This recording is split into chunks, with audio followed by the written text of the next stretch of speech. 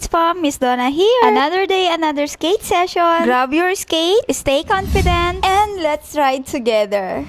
But before I start my skate session, uminom muna ako ng Best Barley to stay hydrated. A healthy body helps us stay active, energized, and ready to roll. If you're asking where I got, check the comment section. And today, pinag-aaralan nga natin kung paano umikot. Sa skate journey, hindi lang pala pag-glide yung matututunan dito, kundi napakadaming tricks. And ito pa lang na pag-ikot, napakahirap na.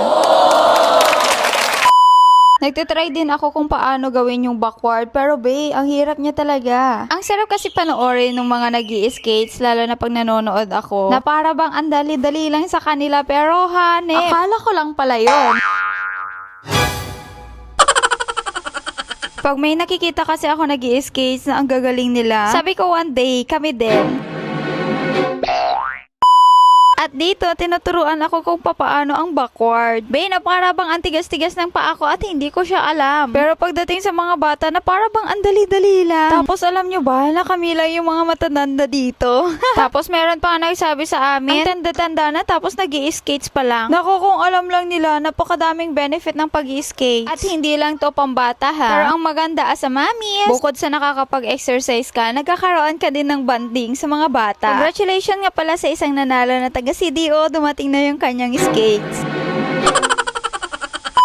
And paalala, always wear your gears. At kami lahat nga dito ay nakasuot talaga ng gear. Mahirap na magasgasan kasi sigurado napakahirap magtanggal ng peklat. Eto nga pala yung mga skates na gamit ng mga kids. Tapos eto naman sa akin. Roller skates na kami lahat kasi dati roller blades. And for me, mas nagustuhan ko talaga ang roller skates. Dahil nga mas mabilis ako gumalaw, mas mabilis ako lumipat, mas mabilis nga lang ako natutumba dito. And that's fun. That's the part of our skating journey. And magbabasa muna ako ng comment from Sir John Vincent Sebastian. I asked kung ano yung magandang recommendations for wheels. And ang sabi is gumagamit daw sila ng large size diameter. At ginagamit din nila yung skate for service papunta kahit saan. Oh, diba? It's so nice talaga pag natutunan mag-skate. Laki yung matitipid natin dito. Pero as a beginner, dito po muna kami sa mga mura-mura. And here is another comment from Ma'am Leah. 78A for indoor, 85A for skating ring, and 95A ganda to for speed and precision, especially sa artistic skating. Ayan, ang dami na nating mga natututunan sa mga nagko-comment na mga skaters. And kung nanonood ka pa hanggang ngayon, and kung balak mo talaga mag-skate, start your journey now. Sabi nga nila, wala sa edad-edad yung pag-skate. As long as masaya ka sa ginagawa mo, at walang inaapakan na tao. Ha?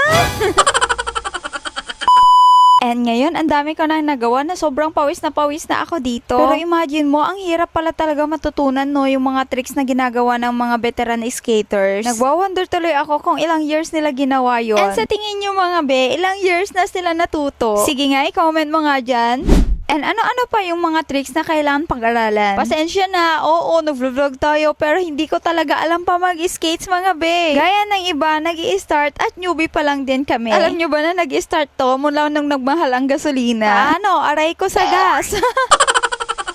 Aray mo talaga. And dito nga sa park, ang dami na ding mga bata na nag-i-skates. Ay, oh!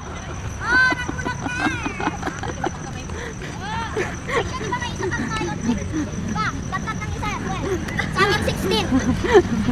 Siya Anyari? Kasama ka sa ulit. Alam ko na. Bisit! Ano yun? At ayan na nga, aray mo talaga dahil magkasunod pa talaga kaming natumba. Na-experience mo na din ba natumba? Yung masyakit? Kaya pasalamat na lang talaga ako may mga gears. Kasi kung wala po nang puno na kami ng gas-gas. At abangan nyo na lang yung mga face skates natin sa mga solid supporters. Hanggang sa muli, salamat!